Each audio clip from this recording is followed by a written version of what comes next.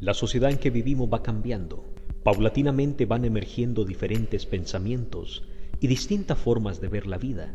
La religión tradicional, como el catolicismo, va perdiendo vigencia en una sociedad cambiante que está cansada del monopolio que a través de los siglos ha ejercido sobre la conciencia de la sociedad.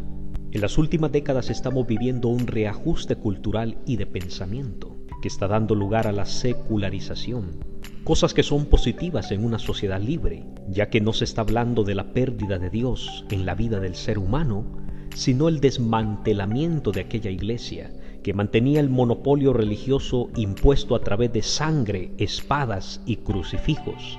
Hoy las sociedades adelantadas están llevando una consolidación de la democracia, forjando el carácter laico del Estado, que debe velar por los derechos fundamentales de la sociedad, acción que no solo debe llevarse a cabo en un país, sino también en la conciencia de los políticos y gobernantes, ya que están puestos para velar por los intereses no solo de la mayoría, sino de las minorías, y es donde entra en juego el Estado laico, algo que naturalmente no simpatiza a la iglesia mayoritaria, que poco a poco ve cómo la sociedad emergente pierde el atractivo por su mensaje superficial, tradicional, impuesto y dogmático, ya que como mercaderes de la fe ven que sus ganancias disminuyen. La Iglesia Católica dice estar fuera de intereses políticos, pero pensar en esto nos convierte en ingenuos, pues la historia no nos engaña. A lo largo de los siglos han estado envuelta en los intereses del Estado, donde han ejercido el control absoluto de la religión, condenando a aquellos que no estaban de acuerdo con su confesión religiosa. No se puede tapar con un dedo el sol, así no se puede ignorar los siglos de cruzadas sangrientas, las quemas de personas en plazas públicas, las turbas de cristeros, en fin, la lista es muy larga. Pero tras la caída del muro de Berlín, también empezó a perder fuerza el mensaje en la conciencia del ser humano, que estaba acostumbrado a creer ciegamente en una creencia que, usurpando el lugar de Dios, sembrando dogmas de fe alejados a las verdades divinas, lejos de la sana doctrina de Cristo, así su monopolio empezó a desmoronarse. Pero nunca ha dejado su lugar en la política, y el trato privilegiado con las élites de poder se aferra de una manera obstinada a no salir del poder público. Aun cuando los estados se declaran laicos, ellos no quieren reconocer la diversidad de identidades de una sociedad que ha dado por vieja y agotada a la religión mayoritaria. Ante esta demanda de una nueva conciencia de libertad, sale a flote la laicidad, que es la clara separación entre lo religioso y la gestión del poder público. Pero en algunos estados no es suficiente la separación, si no se garantizan las garantías que un estado debe proporcionar a todos sus ciudadanos: la equidad, la no discriminación y en especial proteger a las minorías. Es de suma importancia para un estado laico descartar una religión pública, y de igual manera también descartar el ateísmo como postura oficial. Cuando hablamos de laicismo, estamos hablando de neutralidad en lo religioso y en el ateísmo. Debe garantizar la libre conciencia del ser humano, el libre albedrío que Dios le da al hombre.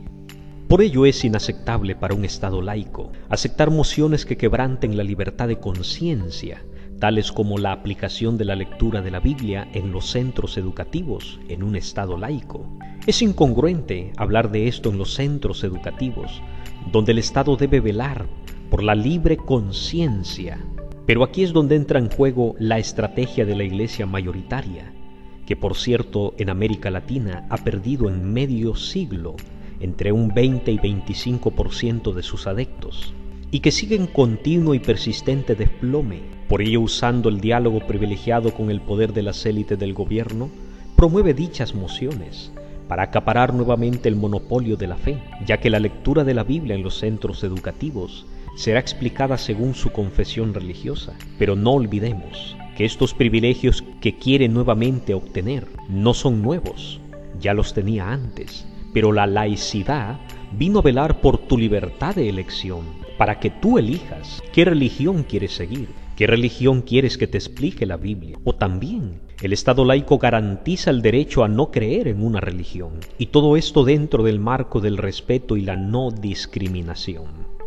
El Estado laico permite a cualquier iglesia defender y sostener con pasión sus posturas, pero tampoco debe tolerar las amenazas y el desmoronamiento de sus principios fundamentales.